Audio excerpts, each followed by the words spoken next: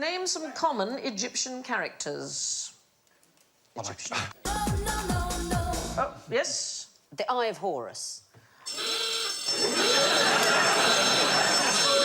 What are the chances? I want to know why the Eye of Horus isn't a common Egyptian character. Because it's a hieroglyph, and hieroglyphs were only used for special occasions. Ah. So they were not common. In Well, fact, I think you'll find that there were many special occasions in Egyptian. yes. That's The thing is, a normal everyday form of writing in Egyptian was hieratic. So it's a simplified version. It's a much more cursive version. Oh, there it is. That's a rarefied klaxon. Frankly, Yes? Victoria, they've set you up there. Yes, I I do. don't know, yeah. Can only describe it as a trap. So you have them on Early Connect, do you not, hieroglyphs? Use them? Yeah, we do. Yes. In our first series, it was Greek letters. Right. And people wrote in and said, we like the show, but we find that pretentious. So we began, I think, Series 3 with an apology, saying that we'd like to say sorry to anyone that's been enjoying the show, but they found the Greek letters a bit pretentious. We've listened. It's your BBC. You reached out. We've heard you. Please choose your Egyptian hieroglyph. Well, they're for special occasions, you see. Yeah. The thing is that they can have multiple meanings. So sometimes they just represent the thing they're drawing. So it could be a saw of some kind, it could be a tool of some kind, it could be something else. So the nose hieroglyph, for example, means smell or joy or contempt. But no vowels. Again, they're like the only connect thing you have around, don't you, with no vowels. Yeah. There are no vowels in ancient Egyptian hieroglyphs, so we have no idea how it would have sounded. So King Ramesses could be King Ramesses, we don't know. But that's impossible because, you know... Well, maybe, I suppose you can manage without vowels. Because when it comes to diction, vowels for volume, right. Consonants for clarity. As in the exercise that is performed by actors, you repeat the following. Hip bath, lavatory, lavatory, bidet, douche. And that was Are these all things you're advertising? What is the oldest trick in the book? Can we take these off You can now? take them off if you're hot. Otherwise, I'm going to have a sudden desire to sort out my pension. So, what is the oldest trick in the book? Abracadabra. Debbie McGee. Sure! Shame on you! Christmas as well, isn't it? It is, yeah. Was that charitable? Not really. I'll take that back. OK. Is it an ancient Greek book? It's even older. Ooh. Egyptian?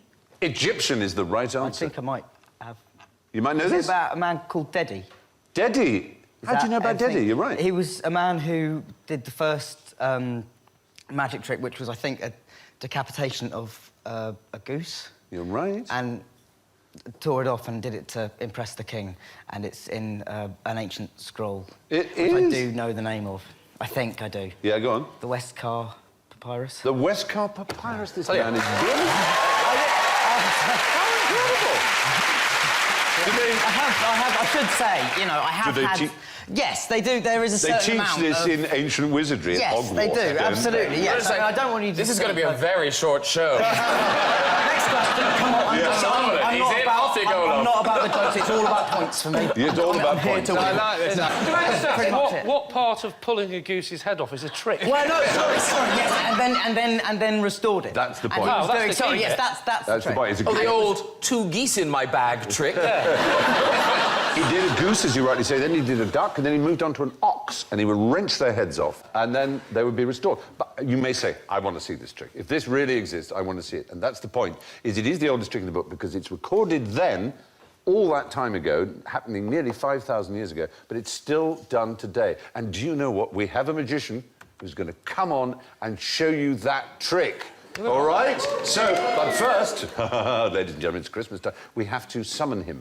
His name is Scott. So let's say Accio Scott, all right? It was also mystical till then, wasn't Yes. it? His name is Scott. It's a fine name. He's Scott Penrose. He's the vice president of the Magic Circle. So, after 3, 2, 1, we go Accio Scott. We go 3, 2, 1. Accio Scott.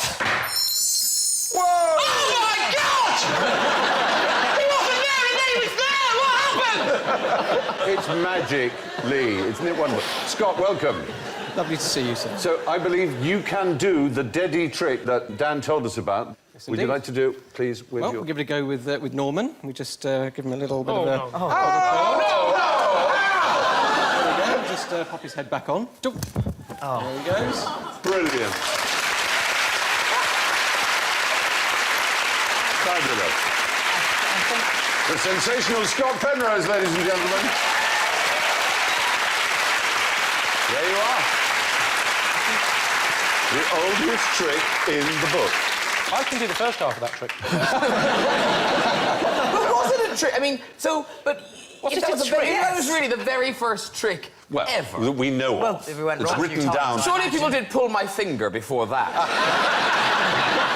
Maybe. The oldest trick in the book involved pulling the heads off Egyptian animals. What was the curse of Tutankhamun? You have to queue up for ages. The one that's going to lose me another 10 points Yes. is that anybody interfering with his tomb would be forever cursed. So the mere fact of, yeah, you see, death to all who enter here. Yeah. The fact is, there is no curse, there never was. There's no inscription that even comes close to being a curse of Tutankhamun or of any Egyptian tomb ever. It looks like Tiger Woods eating a cornetto. Absolutely right. Lord Carnarvon, who that's the one. was one of the people with Howard Carter who first uncovered or excavated the tomb, died very, very soon afterwards from a shaving accident, probably an infected mosquito bite that he cut. And people thought, oh, it's cursed. There was one of the party that had excavated who died in about 1978, aged 93, and the headline was Curse of Tutankhamun Strikes Again. Jane Loudon Webb wrote a novel called The Mummy in 1828 about a mummy coming to life and chasing those who had desecrated its tomb. But the fact is that thorough research has shown that only 6 died within the first decade of the opening, and Howard Carter, surely the #1 target as the chief of it, lived for another 17 years. None of these superstitions should be worried about. Touch wood. Dave! Name some common Egyptian characters. Egyptian. Oh, yes? The Eye of Horus. What are the chances? I don't know why the Eye of Horus isn't a common Egyptian character. Because it's a hieroglyph, and hieroglyphs were only used for special occasions. So they were not common. In Well, fact, I think you'll find that there were many special occasions in Egyptian. yes, obviously. The thing is, a normal everyday form of writing in Egyptian was hieratic. So it's a simplified version. It's a much more cursive version. Oh, there it is. That's a rarefied klaxon. Frankly, Yes? Victoria, they've set you up there. Yes, I I don't do. know, yeah. Can only describe it as a trap. So you have them on Early Connect, do you not? Hieroglyphs use them? Yeah, we do. Yes. In our first series, it was Greek letters. Right. And people wrote in and said, we like the show, but we find that pretentious. So we began, I think, series 3 with an apology, saying we'd like to say sorry to anyone that's been enjoying the show, but they found the Greek letters a bit pretentious. We've listened. It's your BBC. You reached out. We've heard you. Please choose your Egyptian hieroglyph. Well, they're for special occasions, you see. Yeah. The thing is that they can have multiple meanings. So sometimes they just represent the thing they're drawing. So it could be a saw of some kind, it could be a tool of some kind, it could be something else. So the nose hieroglyph, for example, means smell or joy or contempt. But no vowels. Again, they're like the only connect thing you have around, don't you, with no vowels. Yeah. There are no vowels in ancient Egyptian hieroglyphs, so we have no idea how it would have sounded. So King Ramesses could be King Ramesses, we don't know. But that's impossible because, you know, well, maybe, I suppose you can manage without vowels. Because when it comes to diction, vowels for volume, Right. consonants for clarity. As in the exercise that is performed by actors, you repeat the following. Hip bath, lavatory, lavatory, bidet, douche. And that was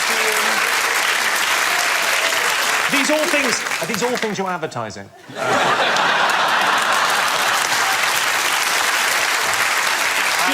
Tell us about your sponsorship, Can I say, please. people of your generation probably don't know what a bidet is, but they are all bathroom appliances of one kind or another. That you're advertising. Hip bath, lavatory, Lavatory. bidet, douche. Douche.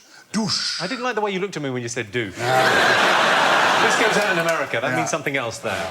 So we travelled to a more exotic place where they had jackal-headed gods. Where would I be? Egypt. You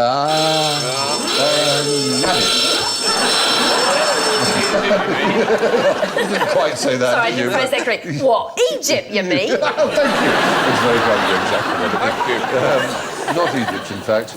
Those have been known as jackal-headed god. That particular god, extra points if you know that. Anubis. Well done. Anubis is the right answer. Anubis, who was... Do you know what the duty of Anubis was? Something to do with death, didn't he? Yes. Guide you into the He spirit conducted you world. into the... Yes. Brilliant. Another 5 points, I think. There's a rather wonderful technical name for a god that guides you into the underworld, like Mercury, who guided you as far as the river Styx, and that's a psychopomp. Is that a good word? A psychopomp. Sounds like something you'd find in a medical examination, doesn't Yes, it? I'm yes. sorry, Mrs. Wilson, you've got psychopomps. It may be benign. They may be You're gonna have to malignant. operate. A malignant psychopomp you wouldn't want. But in fact, what has been discovered, and this is you won't find this on Egyptological websites where they'll continue to call Anubis and other Egyptian deities jackal-headed, but the animals that existed at the time of ancient Egypt were, we now know from DNA, wolves, not jackals. So it seems from a zoological point of view, if not from an Egyptological point of view, they are in fact wolf-headed, not jackal-headed. You heard it here first. Very recent discovery. So, simple question, who's happy? He's happy in the picture. Yep. Yeah. Old men with young ladies. Oh, old ladies with young men. I was going to say they Why might, not? they might be gerontophiles. Me, not me. Not you, no, Yeah. fair enough. He's one of the dwarfs. Oh, that's true, as in the old joke, is yes, 6 out of 7 I can't believe that dwarfs hasn't aren't flashed. happy. They haven't got that on the klaxon? Well, no, they haven't. This is a happy whose name is Happy, spelled H-A-P-I. Edwin Starr had a song, H-A-P-P-Y, Radio. Oh, really? Yeah. Anyway, continue. No, it's good, it's good. Good information. We love good information, Tim, here, as you know. We have to go back to a previous civilization. Is it? Oh, no. Aztec. Egyptian. Egyptian is right. Oh, get stuffed. I can't believe it. When you get the answer right, you don't have to insult me. You No, can I know. just accept your points gracefully. That picture there is actually the backdrop to a famous game show. I'll name that Tomb in One. Very good. What sort of reaction is that? It's one I'm used to. Yes. That's what you thinks. So that is the It's a god... very unusual mind we have on this show. It is. This is a god called Happy, who was always represented as being faintly pot-bellied and sort of hermaphroditic with breasts. Happy had breasts, though was not considered female, and had a sort of harem of... Ladies. Men. Animals. No. Men. Castrati. Frogs. Frogs? Yeah. Frogs, Tim. Hang on. There'll be a pun in a minute. Do you think if the frogs in the harem really started to get it on with each other and one of them whipped out a camcorder, would that be frogs porn? Hey!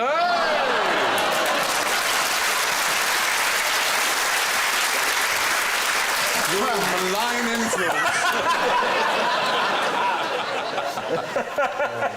The worrying thing is I have actually done that joke in the past. Too late now. It's too He's late. the thief of bad gags. The fact is, Happy was the god who was responsible for the flooding of the Nile, which is an annual event that took place in July and was cause of much celebration. If you've ever been up or down the Nile, you will know that it's really just this great carving of green through a desert, which is all made fertile by this river. So it was, the whole civilization was predicated on the flooding of the Nile, and Happy was the god who caused it. Where would you find the most pyramids in the world? Yes! Egypt. I'm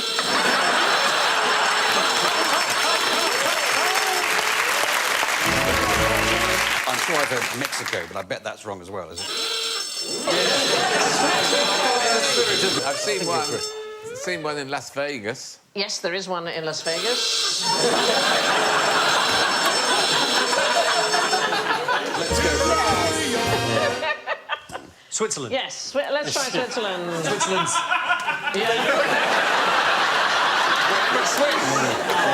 That's so sweet. One man appreciates you. So wait a minute. So Yeah. Joe, Alan, and I have all been penalised. You come out ahead by saying Switzerland. Brilliant. Is it the United States? Are there more pyramids in the United States? No, it's nearer to Egypt. Than, Libya, Algeria, Tunisia. It is. You've got it. You're in the right part of the world. Sudan? It is Sudan, absolutely right. In fact, bizarrely, this is a photograph that I took myself of these Sudanese pyramids. There's about a... Oh, you do your preparation for this show. What is the travel budget for this show? Where's the licence fee money going? Hang on. You went all the way over there to take this photo? I made a long documentary about Sudan, and I really, really recommend this because you go and there is nobody there. It is the Massive most... civil war could be part of the reason. Yeah, I did go before the Civil War. So in Egypt, between 118 and 138, in Sudan there are about 220, and they're all in the Meroe area. So this was ancient Nubia, and you can climb them, you can go inside, and there's fantastic writing. They have the Meroitic handwriting, incredible carvings. Are they houses, these ones, or are they burial things? No, they're burial things, and what's really interesting about them, the Egyptians were clearly for the pharaohs and for the great and the good. They were much more of a meritocracy, and so you get not such wealthy people who had pyramids of their own. And what you can't see here is there was an entire civilization, and from the air you can see the irrigation of tens of thousands of people living there, and then completely destroyed.